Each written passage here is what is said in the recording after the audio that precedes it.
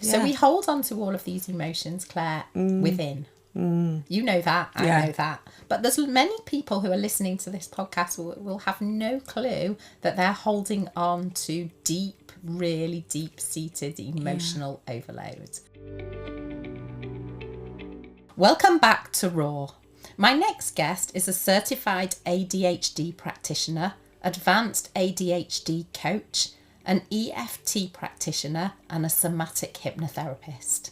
She is IFS informed, trained in trauma-informed somatic work through an ICF accredited programme, and also certified in a rapid eye movement technique that gently helps reprocess trauma and emotional overwhelm. She works with high-achieving women who appear successful on the outside, but feel overwhelmed, dysregulated, and stuck in constant overdrive. Many of her clients have undiagnosed or late diagnosed ADHD and have spent years pushing through with perfectionism and pressure, never realising that their actual nervous system has been running the show. Through an integrative blend of somatic coaching, subconscious healing, and nervous system regulation, Claire helps her clients to unravel these patterns and finally feel safe enough to slow down, breathe, and experience life differently. She offers both private coaching and a signature program designed to support this deep nervous system shift, because rest shouldn't feel unsafe and success shouldn't feel like survival. Her ethos is that everyone deserves to feel safe and free to be their authentic true self, regardless of how their brain works or what they've been through. Having an ADHD brain, Claire, is way more common than people think it is. It's a mix of contradictions and opposites, and it's brilliant, but it's tough, all rolled into one. We should know. Yeah. Understanding it is crucial, because then we can learn how to drive it and what it needs to thrive. I say an ADHD brain because that is different to somebody who has got ADHD. Like you, I hate people that think that somebody has got it. It's not a disease or a disorder or a bad thing to be diagnosed with. It's a busy brain. It's a brain that's always thinking. It's a brain that notices everything. It's a creative brain. It's a sensitive brain. It's a brain that can get extremely and easily distracted. It's a brain that can do 10 things all at once. It's a brain that's in a rush. It's a brain that has a million good ideas. And it's a brain that's social and outgoing. But it's also a brain that can be socially anxious. It's a brain that can't get going. It's a brain that can't stop. It's a brain that remembers tiny details. It's a brain that remembers tiny details. It's a brain that forgets and loses stuff. It's a brain that doesn't notice time passing. It's a brain that can be lost in flow. It's a brain that notices what's in the cracks, and it's a brain that's driven to move. It's a brain that doesn't want to sleep. It's a brain that can get exhausted. It's a brain that is determined when interested, and it's a brain that thinks outside the box. It's a brain that's vibrant and vivacious. It's a brain that needs stimulation. It's a brain that hates boredom. In actual fact, it's an incredible brain that can achieve great things when it's understood. It's a brain that can lead to addictions, though, to quieten the noise when it's not understood. And it's a brain capable of greatness. I like to describe it as not enoughness. The feeling of not enoughness and wanting more. I'm so delighted, Claire, to welcome you today to my podcast, Raw. Because ADHD is something you know lots about. I know it is, and lived it. And I love that. And I love that, what you've just read. That is just like beautiful. I have to have a copy of that. I'll send it to you. On it. Yeah, no, it's so nice, so nice. But yeah, ADHD is something I know quite a lot about because I was late diagnosed myself with ADHD, and I also parent quite late diagnosed. My girls were 18 and 17 when they got diagnosed. So one with ADHD, one with OUDHD, so autism and ADHD. Okay. Primarily autism. Okay. Yeah. So how's that affected you, having this late diagnosis? Because I know there's so many people out there that wonder, Yeah. they have this little thing in their head that thinks, have I got ADHD or ADD, or am I on the neurodivergent spectrum? Yeah, no, I think for me, if I'm honest, I think it's the best thing that's ever happened to me. It helped me really, really understand myself. And it was the final jigsaw piece of my puzzle. Like been working on myself, doing a lot of inner work, but there was still lots of like, but why can't I still do this? And why, I don't understand why that still happened. And why did I feel that way? And why, all of the whys. So actually when I got my diagnosis and then I started studying ADHD and really learning a lot about it, it was all of a sudden like, that's why, and I can understand that now. So I did a lot of inner work beforehand, but I've done even more since, because then I can understand why I felt like that. You felt like that. Yeah. So tell me a little bit about your symptoms. So what are the generic ones? symptoms? Yeah, I mean, because everybody's different. Everybody's different, and it is because it is a genetic disease. Everybody's symptoms will be different, even if in the same family, because it is genetic. But mine very much is that busy brain, like you say, that just never ever stops. And for me, it's the jumping around from things. I really find my executive function is really bad for like trying to put things in order, trying to like say if I was creating a program, how I kind of create that. My brain goes really fuzzy here. And I'm a champion at starting the dishwasher, the washer, going upstairs, starting folding, washing upstairs, and doing things in my way. Yes, in my little way, which has caused problems in the past with my husband, who's very tidy, ordered, knows exactly what routine he wants to take, and that has caused problems in the past. So I can understand why in family dynamics, if people don't understand how it can cause kind of difficulties as well.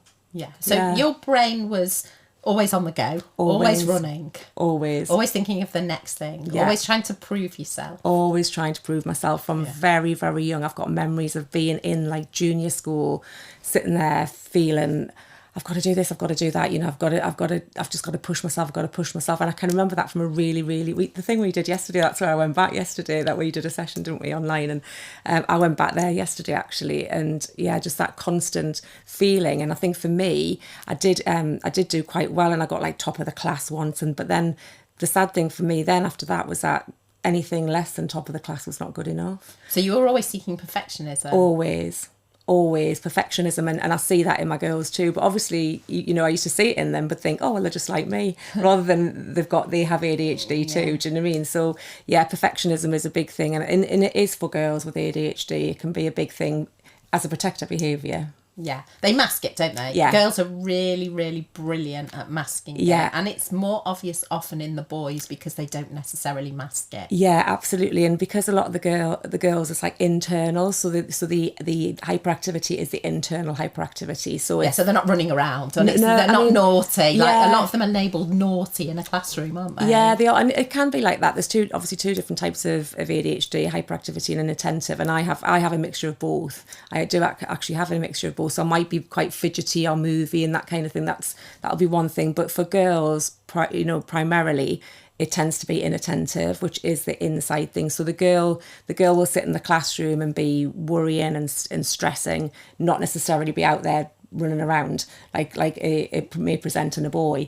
An example that I was used when I did my certification for my ADHD practitioner was a Berkeley study, which was a boy would come out and say stupid exam, and a girl would come out and say stupid me.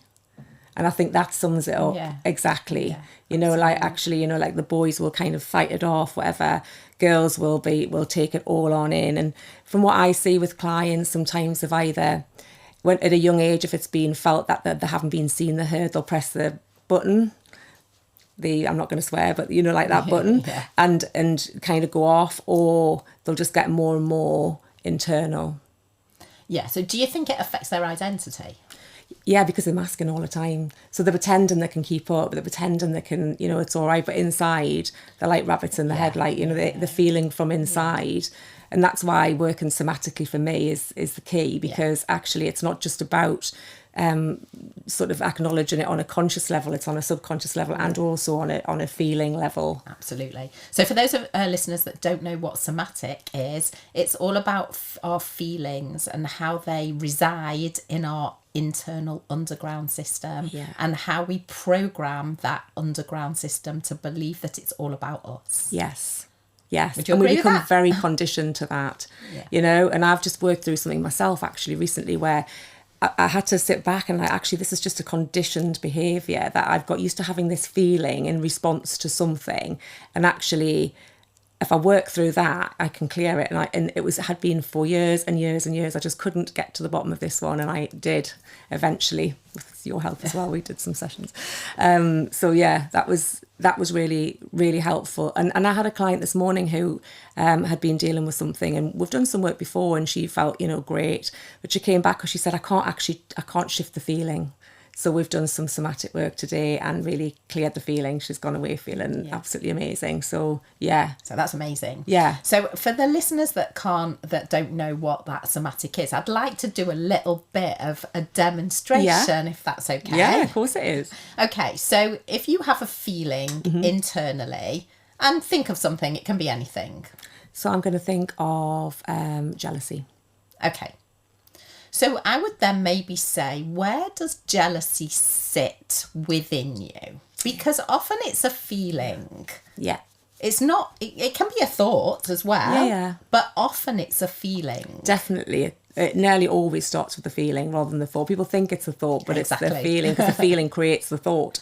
Exactly. A lot of people think it's the thoughts that create the feelings, but actually, It's the other way Claire's around. right. Yeah. It is the other way round. It's the feelings that always come first, because that's coming up through the vagus nerve system. Exactly. And so if jealousy sits in your stomach, Yeah. I'd like you to sort of pinpoint where that would so be. jealousy's here for me, so quite in the solar plexus. Right in the centre.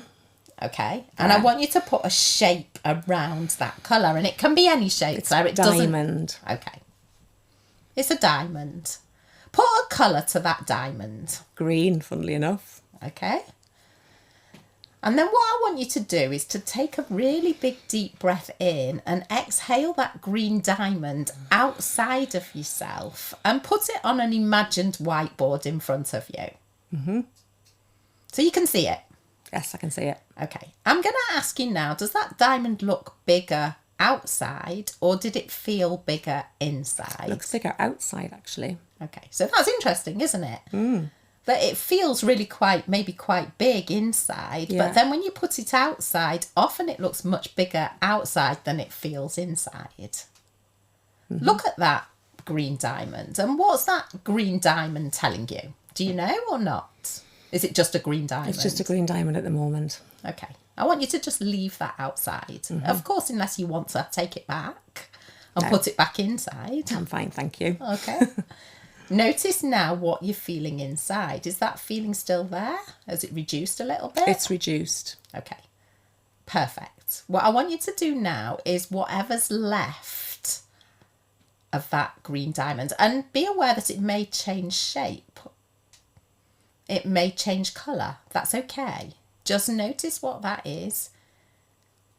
And then take another really big deep breath in and put that coloured shape outside onto the imagined whiteboard in front of you, next to the green diamond.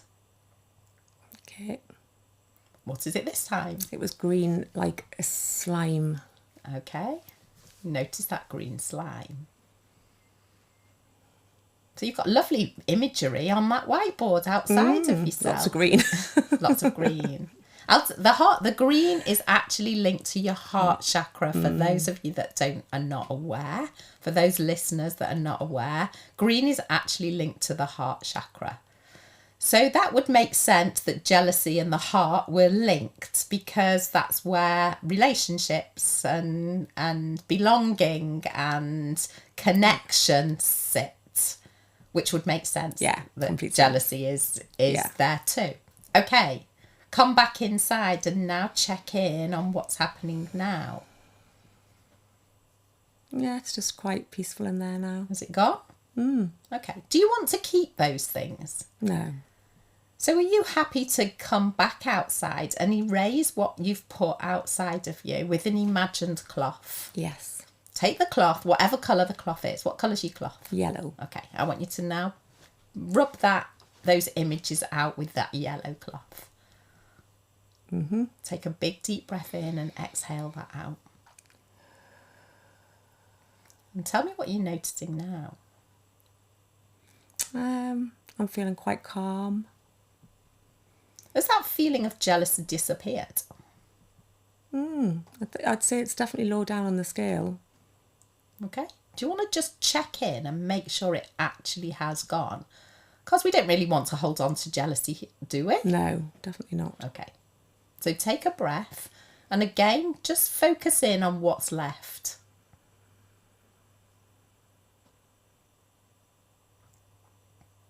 Is there anything left? It's just a little bit of liquid. Okay, notice that little tiny bit of liquid and put a colour to that too. Blue. Okay, take another big deep breath in and exhale that blue liquid outside and put it on the whiteboard in front of you. And just observe what you've put outside of yourself. No judgment, no criticism.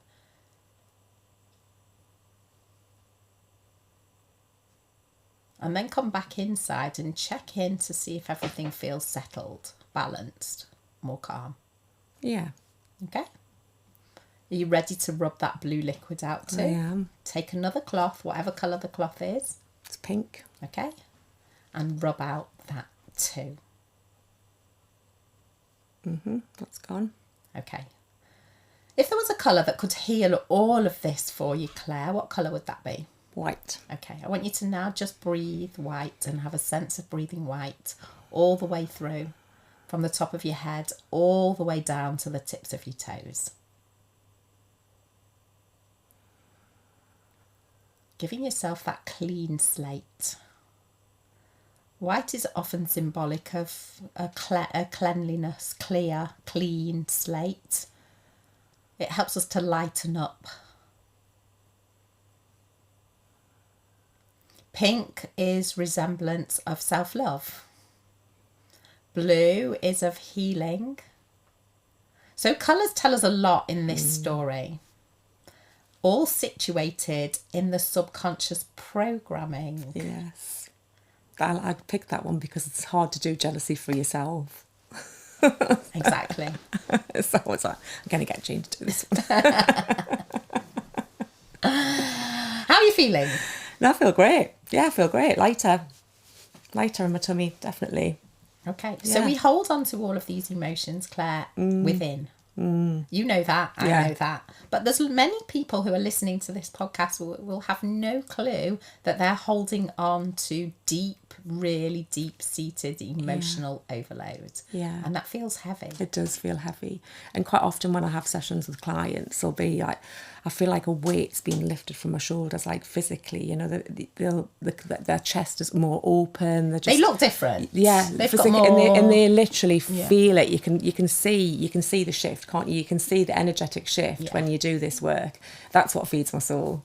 Do you know what I mean? Like when you get that shift and you're like, oh yeah, you can really see that they've actually offloaded what was keeping them heavy down. Exactly.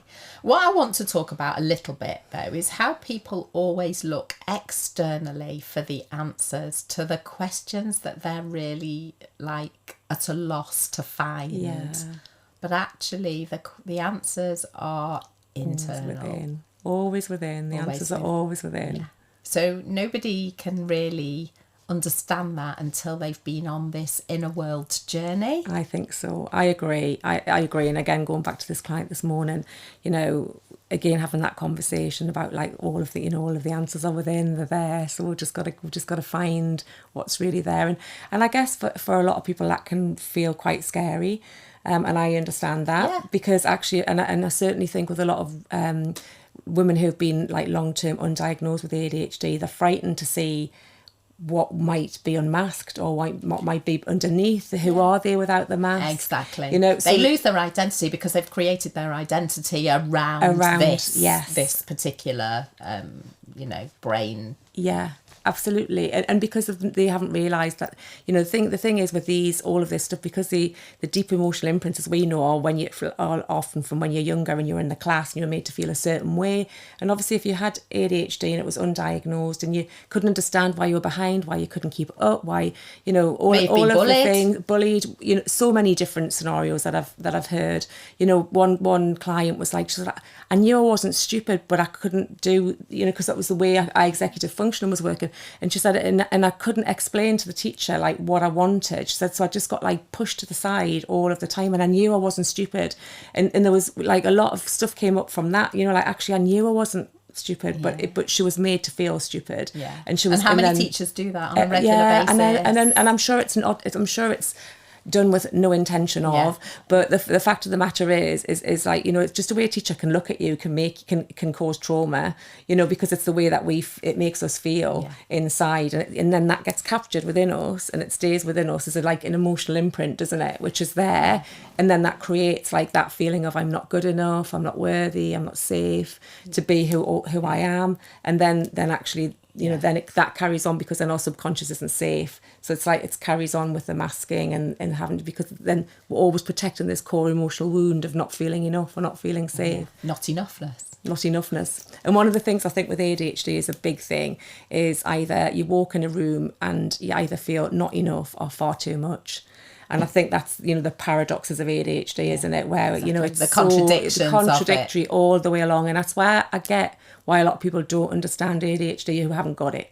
Do you know what I mean? Because actually you can't explain what that feels like. You know, going to that wedding this weekend, you know, I had my bit of like, oh, how am I going to be today? Am I going to be not enough or too much?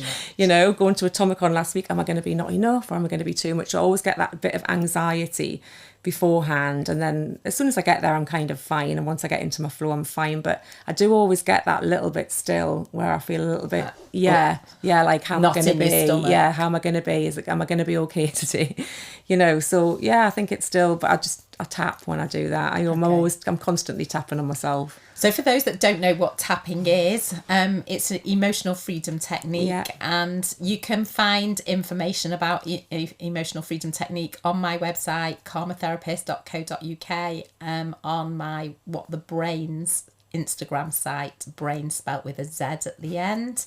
And I'll put links to all of these things in the bio of the podcast. Yeah. Is there anything else you'd like to add? No, I think it really is about people just understanding that it is the mind, body and soul connected.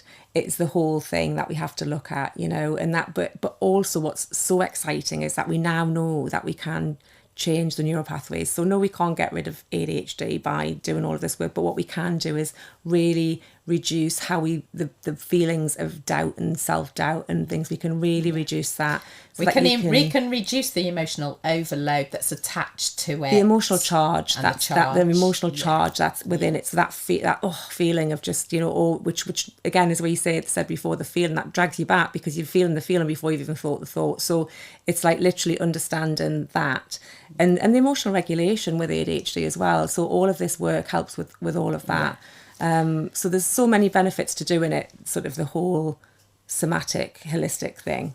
Yeah. Alongside talking about it and making yourself heard. I think a lot of people don't feel heard. They feel disconnected or they don't feel safe.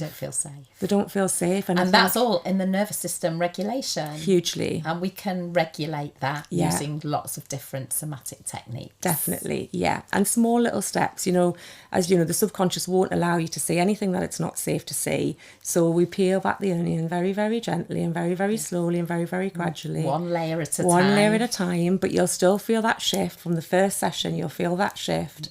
And then it's also at the same time, you know, with my coaching, we'll do like the ADHD awareness, and they'll be talking about things. And I'll say, are you aware that that's like an ADHD symptom? Quite a lot of the time they're not. So again, there's been that negative self-talk, when actually when they realise why they're doing this is not their fault. It's nothing to do with them. No, it's not their fault. It's not personal. It's not something that they can't do. It's just, you know, the great thing, the thing about ADHD is, and you know, it's not the doing, it's not the knowing, it's the doing. It's the doing of the things. So we know how to do things, but we just can't put it into action a lot of the time. Yeah.